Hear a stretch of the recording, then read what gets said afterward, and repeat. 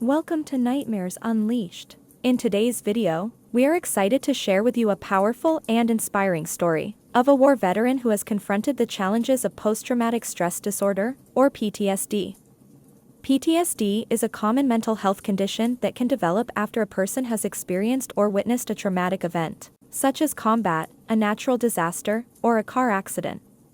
It can manifest in a variety of ways, including flashbacks, nightmares, and avoidance of reminders of the trauma. Our guest has graciously agreed to share his personal journey with PTSD and the strategies he has found helpful in managing his symptoms.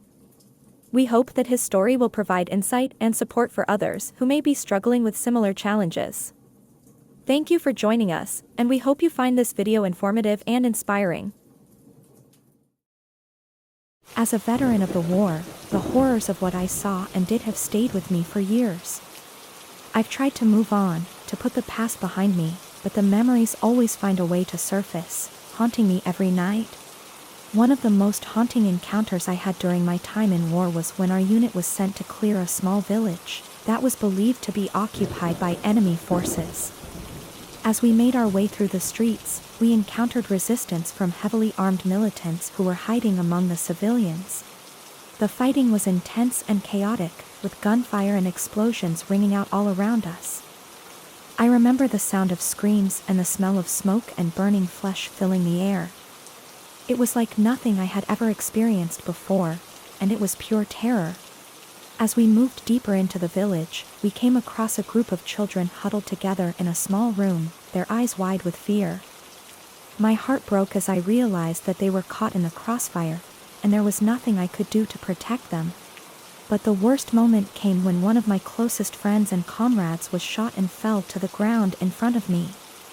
As I held my comrade in my arms, I could feel his life slipping away. The gunfire and explosions of the battlefield seemed distant and far away as I focused all my attention on him, trying to keep him alive. "Hold on," I said, my voice cracking with emotion. "You're going to be okay. Just hold on." My comrade looked up at me, his eyes filled with pain and fear. "I'm sorry," he gasped, his breath shallow and labored. "I shouldn't have come on this mission. I didn't want to die." "It's not your fault," I said, trying to hold back the tears. "It's mine. I shouldn't have let you come. I should have stopped you." "Don't talk like that," my comrade said, his voice barely above a whisper. "We were just doing our duty. None of us knew this was going to happen." But even as he spoke the words, I couldn't shake the feeling that I was to blame. I was the leader of the squad, and it was my responsibility to keep everyone safe. And yet, despite my best efforts, I had failed. "I'm sorry," I said, my voice choked with emotion. "I should have done more. I should have kept you safe." "It's okay," my comrade said, his voice growing weaker. "You did everything you could. I'm just glad I got to serve with you guys." Tears welled up in my eyes as I listened to his words. I couldn't believe that this was happening, that my comrade was dying right in front of me. "I'll never forget you," I said, my voice barely above a whisper. "You'll always be a part of our squad." My comrade gave me a weak smile, and then he was gone.